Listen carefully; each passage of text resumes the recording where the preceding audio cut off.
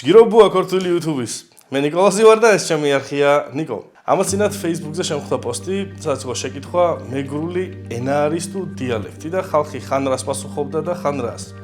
მე ახლა არ გეტყვით რომ ბოლოში გეტყვით ჩემს აზრს მეთქი რომ უფრო დიდხანს დაგაკავოთ ჩემს ვიდეოზე, იმიტომ რომ პასუხი ერთადერთი და მკაფიოა, მეგრული არის ენა. მაგრამ სანამ ამ დეტალებზე დავიწყებ საუბარს, მინდა მოგიყვეთ თუ რატომ მიყვარს მეგრული ენა. მეგრული ენა არის ძალიან კონტრასტული. აი, ქუჩაში რო დაინახოთ, ორი მეგრელი მიდის და რაღაცაზე ჩხუბობს, არ ჩაერიოთ, იმიტომ რომ ისინი დამიჯერეთ არ ჩხუბობენ, ისინი უბრალოდ ლაპარაკობენ. იმიტომ რომ უბრალოდ მეგრელები ძალიან ექსპრესიულები ვართ და ასე გამოგვდის.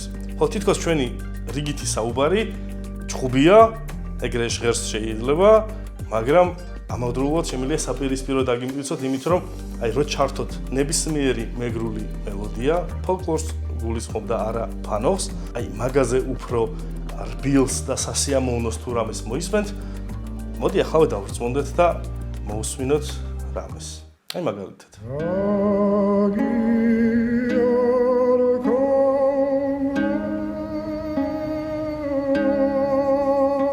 ან ეს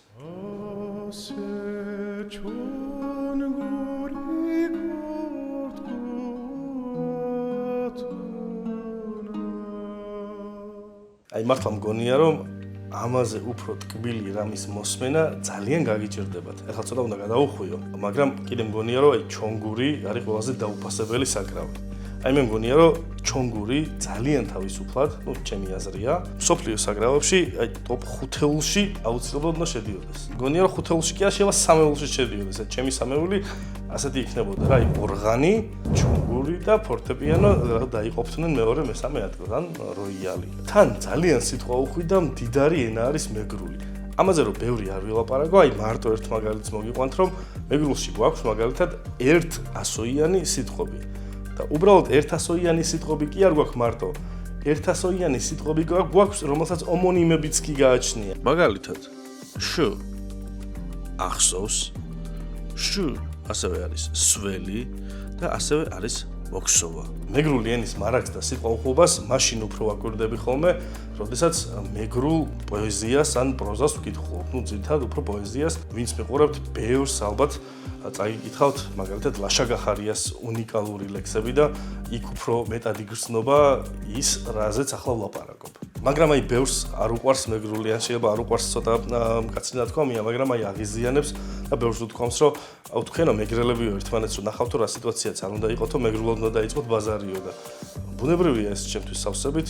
იმ მომენტს თუ არ ჩავთვლიდით, აი უზრდელობაში თუ არ გადადის და აი ვიღაცა შეიძლება სხვამ რო არ გაიგოს, მაგიტო რომ იწყებს ლაპარაკს, არა, ამ შემთხვევას თუ გამოვრიცხავთ, სხვა შემთხვევაში ხო, მეგრელი რომ მეგრელს დაინახავს, ჩვენ ავტომატურად მეგრული გვერთვება, იმიტომ რომ სანამ ლაპარაკს დავიწყებდით, მეგრული ნანა გვესმოდა, ლაპარაკიც მეგრულად დავიწყეთ და ეს აბსოლუტურად ბუნებრივია, ძალიან ბუნებრივი ფაქტორია, რომ ჩვენ ავტომატურად შეიძლება მეგრული ჩაგვერთვას. თან ბევრს მონატრებულიც გვაქვს მეგრულად ლაპარაკი და რავი, რატომ არა ჩვენთვის ორივე ქართულიც და მეგრულიც მშობლიური ენაა, ამიტომ რომელ ენაზე ვილაპარაკებთ, ეს აბსოლუტურად ჩვენი გადასაწყვეტია. რაც შეეხება ჩვენს თემას, მეგრული ენაა თუ დიალექტი, ამ თემაზე ბევრი პოსტიც წამიგითხავს, ბევრ ლაპარაკსაც შევსწრები ვარ და ბევრი ამ თემას იყენებს სპეკულაციისთვის და სეპარატისტული განწყობის ასამაღლებლად, რაც ძალიან ცუდია. სეპარატისტულმა განწყობებმა, რაც გაგვიკეთა უახლოეს წარსულში, ეს ყველას უნდა გვახსოვდეს, რა გამოუსწორებელ შედეგებამდე მიგვიყვანა ამ ყველაფერმა, ამიტომ თუ ვინმე ამას ამისთვის იყენებს, მაგის მამათ მოროთუნენ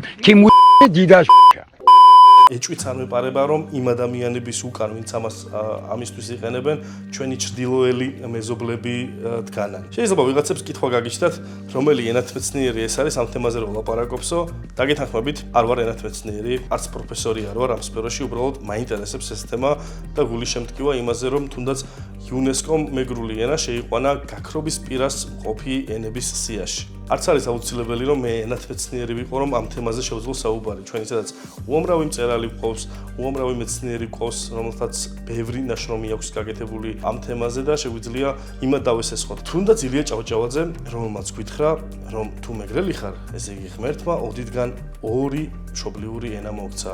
კოლხური ზანურ-ჭანური, რომლის მემკვიდრეც არის დღევანდელი მეგრული და დღევანდელი ქართული ენა და ეს ორივე მშობლიურია ჩემთვისო. ასევე ილი ამბობდა, თუ მეგრელი ხარ, ესე იგი ყველაზე დიდი ქართველი ხარ, რადგანაც კოლხური სამეფო იყო პირველი კოლხური წარმონაქმნი, მაშინ როდესაც არ არსებობდა ერთიანი კრებითი სახელი ქართველთა საქართველო. და ეს სწორედ საქართველოს სახელმწიფოებრიობის გაჩენის იდეა არის ჩემი აზრით საქართველოს ისტორიაში ყველაზე მნიშვნელოვანი მოვლენა. აი საერთოდ ყველა მოვლენა რომ ავიღოთ, ჩემი აზრით, აი ეს მომენტი, როდესაც ადამიანები დასხდნენ და გადაწყვიტეს, რომ აი ეს მონათესავე ჯგუფები, რომლებიც თან ერთმანეთს ჰგავდნენ, თან განსხვავდებოდნენ ერთმანეთისგან, აი ამ ყველაფრისგან შეექმნათ ერთი სახელმწიფო.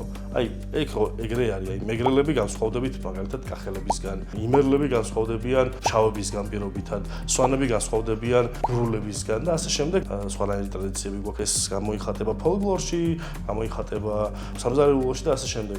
მაგრამ თან ჩვენ ყველანი ერთმანეთს ვგავართ. სწორედ აი ეს დაინახეს იმ პირველმა ადამიანებმა მაშინ და მაშინ გადაწყვიტეს, რომ ემსჯელათ აი ამ სახელმწიფოებრიობაზე და შეთანხმდნენ და ძალიან შორსმჭრეტელური შეთანხმება იყო ეს და აი ძალიან სახელმწიფოებრივად იაზრონეს მაშინ ქუჯი ეგრისელმა და ფარნავაზმა, როდესაც გადაწყვიტეს, რომ ქართული ენის ქვეშ გაერთიანებინათ ეს ქართული მონათესავე ადამიანები. ამ ყველაფერმა განავითარა ქართული მწიგნობრობა დროთა განმავლობაში, მერე უკვე გარკვეული დროის შემდეგ წირვალოდ სომხეთს საქართველოში ქართულად ტარდებოდა და ამ ყველაფერმა შეუწყო ხელი სახელმწიფოებრიობის, ქართული სახელმწიფოებრიობის მშენებლობას. იმ ადამიანებს, რომელსაც ამ თემაზე სხვა წარმოდგენა აქვს და ჰგონიათ, რომ მეგრული დიალექტია და არა ენა, ერთ-ერთ არგუმენტად ხშირად მოყავთ ხოლმე, რომ რანაირად არის ენა, თუ ენა არის, მაშინ დამწერლობაც ხო უნდა ჰქონდეს თავისიო. აქაც შეგვიძლია ვილაპარაკოთ იმაზე, ჯერ რომ არ არის აუცილებელი ენას თავისი დამწერლობა ჰქონდეს. ავიღოთ თუნდაც მაგალითად ინგლისური ენა, ფრანგული ენა, ესპანური ენა, არც ერთს არ აქვს თავისი დამწერლობა. ლათინურ დამწერლობას იყენებს ყველა. დიალექტებია ესენი. ხო ენებია. რუსულიც, სხვადასხვა რუსული, უკრაინული, კირილიცას იყენებენ დამწერლობად. რუსული დამწერლობა არ არსებობს, კირილიცაა. ანუ დამწერლობა საერთოდ არ არის აუცილებელი ენისთვის, რომ იყოს ენა. თუმცა არსებობს საფუძვლიანი ეჭვი ვივარაუდოთ, რომ კოლხეთის უძლიერეს და უმდიდრეს ცივილიზაციას, რომელიც ძველი წელთაღრიცხვით მე-6 საუკუნეებში საკუთარ მონეტას ჭრიდა, ამუშავებდა სხვადასხვა ლითონებს, აწარმოებდა თაფლსა და მრავალნობაც, ჰქონდა სავაჭრო და სტრატეგიული კავშირები სხვა უძველეს ცივილიზაციებთან, შესაძლოა ჰქონდათ კიდეც საკუთარი დამწერლობა, რომელმაც ჩვენამდე სამწუხაროდ ვერ მოაღწია. მეგრული ენა ერთ-ერთი ძირითადი წევრთაგანია იბერიულ-კავკასიური ენათა ოჯახის. ქართული, ზანური, რომელიც დაიყო მეგრულ-ლაზურ-ჭანურად და სვანური ერთად შეადგენენ ამ ოჯახის ქართველურ, ანუ იბერიულ ენათა ჯგუფს. თუ რატომ მაინც ქართველურს, როცა მაგალითად კოლხური ცივილიზაცია შეიძლება უფრო ადრეც არსებობდა, მაგაზე უკვე ვილაპარაკეთ, როცა ჩვენს ქართულ სახელმწიფოებრიობაზე გქონდა ლაპარაკი. ქართულისგან ის განსხვავდება როგორც ფონეტიკით, ისევე ლექსიკით, ასევე გრამატიკით. რის გამოც ლინგვისტიკაში ის მიჩნეულია როგორც ენა და არა დიალექტი. როგორ უნდა უშველოთ ახლა მეგრულ ენას, რომელიც როგორც უკვე აღნიშნეთ, გადაშენების პირას არის და ეს მეც იუნესკოს დასკვნა არ არის საჭირო, მეც შემიმჩნევია, როდესაც ჩავდივარ ხოლმე სხვადასხვა მეგრულ ქალაქებში თუ სოფლებში, უფრო ხშირად ქართული ლაპარაკი უფრო მესმის ხოლმე, ვიდრე მეგრული და გული მწყდება და არა მარტო ზოგადად მარტო მეგრულ ენაზე არ მაქვს, თუნდაც სვანურზე მაქვს საუბარი, თუნდაც აი დიალექტებიც რო გვაქვს სხვადასხვა კუთხეში, ეს არის ჩვენი და უნიკალური, აი რომ მიდიხარ, არ არის აუცილებელი რომ ყველგან დავარცხნილი ქართულით ლაპარაკობდეს ყველა კუთხე. იქ რომ მიდიხარ და გურულად რომ მოუქცევს გურული და იმერულად რომ მოუქცევს იმერელი, აი იქ უფრო გრძნობ იმ კუთხის თავისებურებას. ამიტომ არ არის აუცილებელი რომ ყველა დავარცხნილად ლაპარაკობდეს. პირიქით, ეს ჩვენი სიმდიდრე არის. ის რომ ჩვენ გვაქვს მეგრული, ჩვენ გვაქვს ქართული, ჩვენ გვაქვს სვანური, ლაზური, ეს ჩვენი სიმდიდრეა. აი ამ პატარა ტერიტორიაზე გვაქვს აი ამდენი ენა, სამი დამწერლობა, ასე შემდეგ. ამით უნდა ვამაყობდეთ, ამით უნდა ვტრაბახობდეთ და არა პირიქით. რაც შეეხება საშველს, მე მგონია რომ ჩვენს თავს ისევ ჩვენ თვითონვე თუ უშველით და ჩვენ უნდა ვიზრუნოთ, რომ ჩვენს მომავალ თაობას, ჩვენ შვილებს ვასწავლოთ ჩვენი ენა, არ დავავიწყოთ და ასე განვავითაროთ. თუ რამე დამატებით პროექტი იქნება და ვინმე რამეს თუ გააკეთებს, მე ძალიან მოხარული ვიქნები, თუმცა აი აქ ძალიან ხელი ძაფი გადის სეპარატიზმსა და ამ ყველაფერს შორის. და მგონია რომ ვიღაცეები სეპარატიზმითაც გააკეთებენ ამას და იმ მუხტით რომ რაღაცა სიძულვილი და შუღლი ჩადონ ამ ყველაფერში და აქ ისევ ჩვენი ჩრდილოელი მეზობელი იქნება შუაში. მაგრამ დარწმუნებული ვარ რომ ბევრი ადამიანი მართლა წუხს მეგრულზე, ამ ენაზე, ამ უნიკალურ ენაზე და აი თუნდაც შემიძლია მეგრული ტელევიზია ვახსენო, რომელთაც აქვთ მეგრული საინფორმაციო გამოშვება ბორჯი და მე დარწმუნებული ვარ რომ მათ ვიცნობთ ამ ადამიანებს და დარწმუნებული ვარ რომ ძალიან კეთილი და კარგი ზრახვები ამოძრავებთ. ბოლოს ამ ვიდეოს ნახვის შემდეგ თუ ვინმე კიდე ფიქრობთ რომ მეგრული დიალექტია და არა ენა, მე ერთ ანდაზას დაგიტოვებთ, მეგრულ ანდაზას და კომენტარებში მითარგმნეთ ქართულად. ხეჯ ონტყოლეშ ტყოლიუას ვემიოტენსია. აბაჯგირო